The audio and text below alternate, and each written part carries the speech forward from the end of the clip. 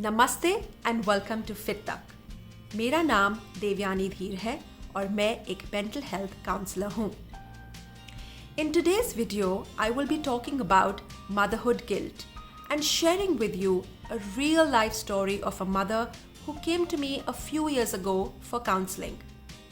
Let's call her Maya.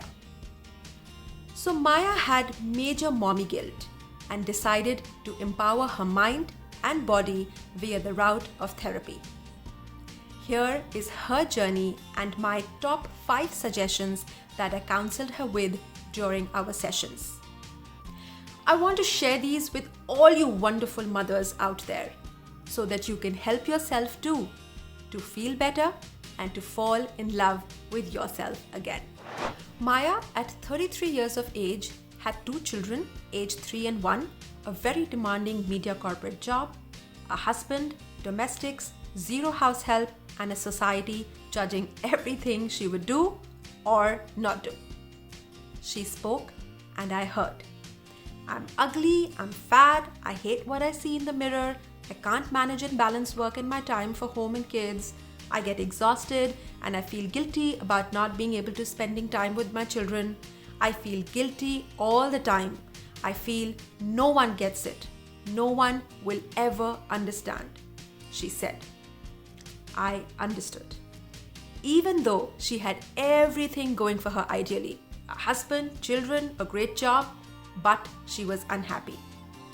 She was not prepared for the emotional and mental struggles that motherhood brought with it for her in regards to her body image, mindset, and even her self-image as a whole.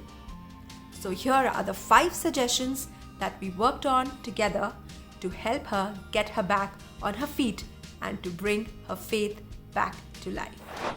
The first strategy I told her was to stop self-criticism. Focus on what she is capable of rather than what is amiss. She got so sucked into all these negative thoughts all the time. खुद को नीचा दिखाना या किसी से कम समझना बंद करो। अपनी स्वाभाविक ताकतों पर ध्यान दो और अपने गुणों को बढ़ावा दो। For this, I asked her to make a list of 3 things. 1. Something that she loves about herself. 2. Everything that she is doing for her baby and her family. And 3. Everything that she is grateful for so far. With this, we managed to shift the external negative critical focus to an internal positive one. The second strategy was endorse yourself. For this, we worked on self-appreciation and I encouraged her to start talking about herself only in positive sentences like I'm a good mother because, I love myself because, I am capable of XYZ things, I'm always doing the best that I can, and that is enough. According to positive psychology, positive self-talk is all about showing yourself compassion, understanding, and patience, and accepting oneself for who we are. The more you say inspirational and happy things, the more you will believe them. The third suggestion I gave her was to eliminate all the toxic noise. Societal noise that made her flustered, weak, and let her believe anything less about her being a good mother, about her mind, her emotions, about her body. And ये लोग क्या कहेंगे ने depression और suicide जैसे disorders को हमेशा बढ़ावा दिया है.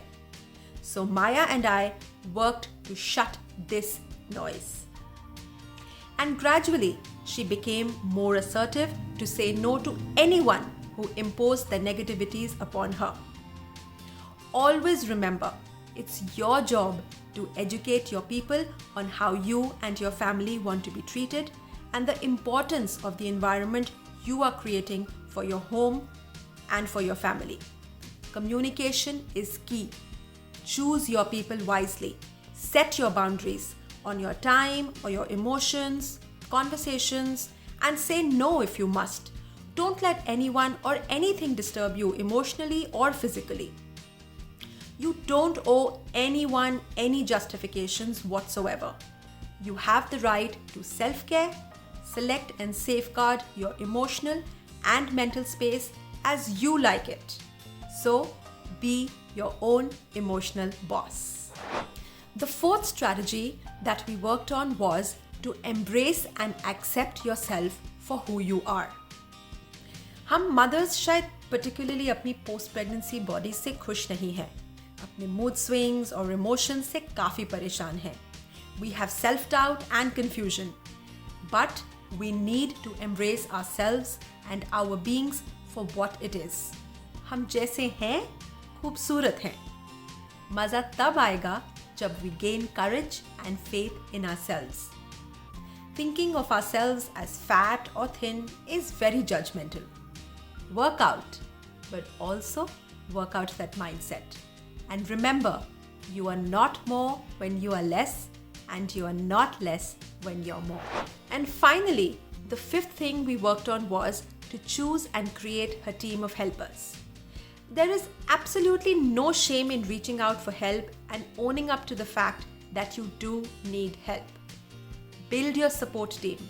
We all need support from a variety of experts to fully, deeply, lovingly heal and adventure ourselves forward as parents. Well, it does indeed take a village to raise a family.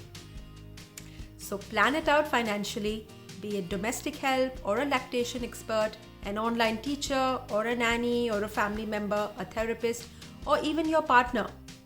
Don't forget your partner who loves you unconditionally and may not exactly know how to meet your needs. As new parents, there's a lot of learning that takes place, and having grace with yourself and your partner is extremely important. Identify each selected person's strength that we spoke about and assign the right person to the right job to make your life easier. So go and build that team of helpers for yourself. Being a mother is both exciting and challenging. On some days, you'll feel like you've accomplished so much, while on others, you'll feel like you have no idea what's happening with your life. Think of parenting as a new job. Just like you're not born to be an employee, you're not born to be a mother. You learn. Even on a new job, you go through induction, orientation, training, and then start implementing your learned skills for which you went to college, by the way. Just like that, give yourself time to be a mom. After all, being a parent is an on-the-job experience. I encourage all of you to take control of your situation. But if you still feel that you're struggling, don't be afraid to reach out for professional help. I hope these strategies were helpful for you and that they motivated you to love your mama world again. To every mom out there, you can do it. You are strong, beautiful, and courageous. And I know you are doing a remarkable job. Thank you so much for your time and thank you for listening. Namaste.